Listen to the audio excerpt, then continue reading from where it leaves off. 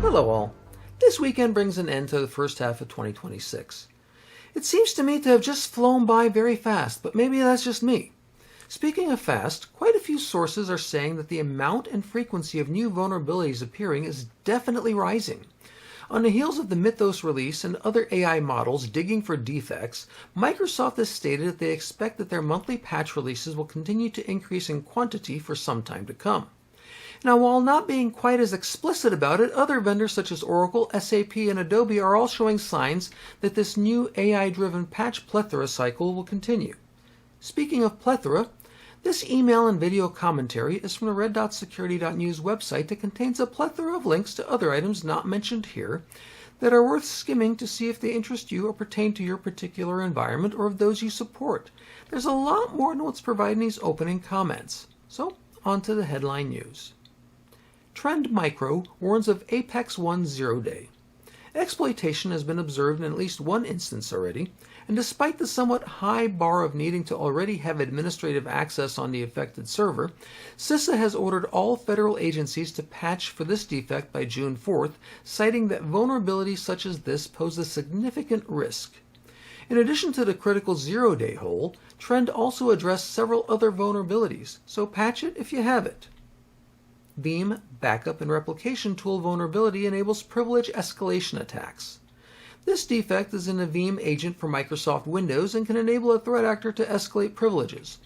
The article notes that once privilege escalation has been achieved, the threat actor can disable security controls, execute arbitrary commands, and move laterally through the network.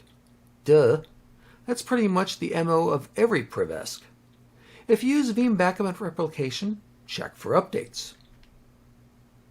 This week, there's a cornucopia of items that I feel are of particular note, such as FBI warning about Kali 365 phishing service, Lightspeed cPanel plugin zero-day, critical vulnerability, Microsoft SharePoint patch, a Chromium bug that can turn your browser into a bot, 7-zip and PuTTY vulnerabilities that need patching, a devious new way to lock you out of your Google account, and a Palo Alto Pan OS Global Protect authentication bypass that's now being actively exploited.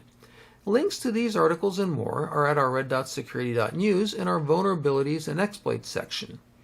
In our Phishing, Malware, and Similar section, Microsoft has an internal email account that's being used by spammers, somehow. Microsoft Teams continues to be used to impersonate IT help desk staff, and ChatGPT share links are being abused to deliver malware.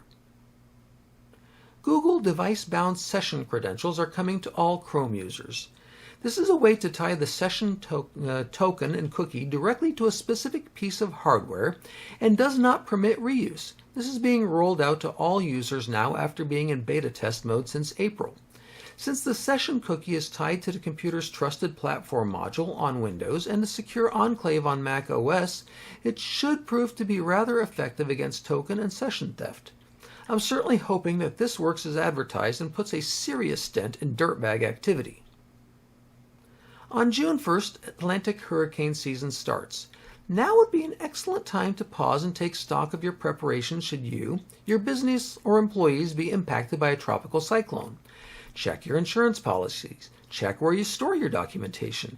Check your incident response, disaster recovery, and business continuity plans. And if you're potentially in an area that could be impacted by a tropical weather event, make sure that this scenario has been planned for and you're ready. And keep the shields up.